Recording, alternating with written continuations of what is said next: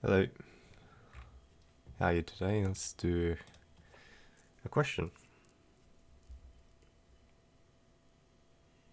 Awesome, another easy one. Perfect. I haven't done this before. Good. You are given an array of distinct integers R. So it's distinct in array and pieces. Your goal is to form R by concatenating the arrays and pieces in any order. Oh, I see.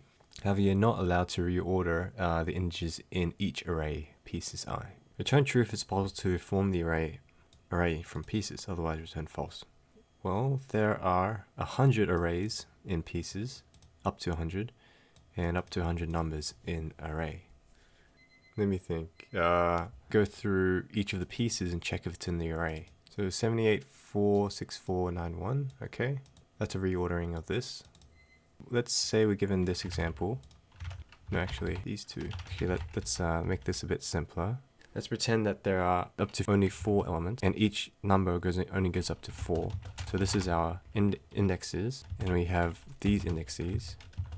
So at 4, we store the index 0. At 1, we store the index 1. At 2, we store the index 2, 3. Go through the first one, 3. So for 3, maybe initialize all the elements here to be -1 or a dash. And then I go through each of these arrays, check this element 3. At this position 3, what's the index? It's 3. So I confirm it's not minus, so that's fine. So I can find it within this array. Then I can go through the next one and check the first ones. This one here, I know that's at index 1. Then go to the next one, 2. And I expect it to be stored at index 2. So 1 plus the previous, and that is, so that's fine. And then 4 here, that's stored at index 4, which is not a dash, which means it's valid. Yeah, so that's going to be the approach. So the idea is, whenever I have an array within the pieces that has multiple elements in it, I want to make sure that the indexes stored in this created array are all contiguous. So this 1 here has an index of 1 within the array. So I need to make sure that all the next elements are a sequence of increasing numbers where the increment is 1. Let's go through another example. 1, 3, and 4, 2. We check 1. Okay, that's at index 1. Check the next one, and we expect its index to be 2. Yeah, 1 plus this one, which is 2.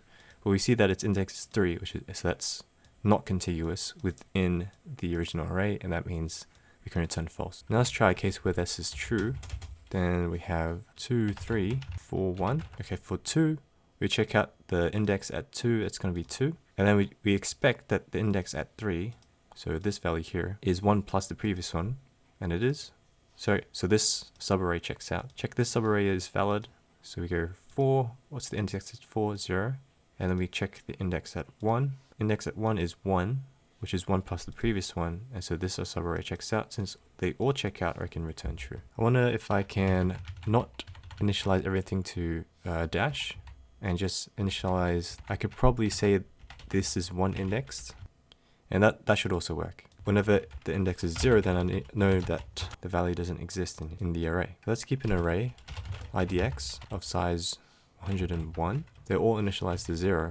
I can go through, starting from 1, less than or equal to the array.size, plus I, and then that IDX of the array at I, -1, to be, you know what, we can just make it start from 0, so we can say I is equal to I plus 1.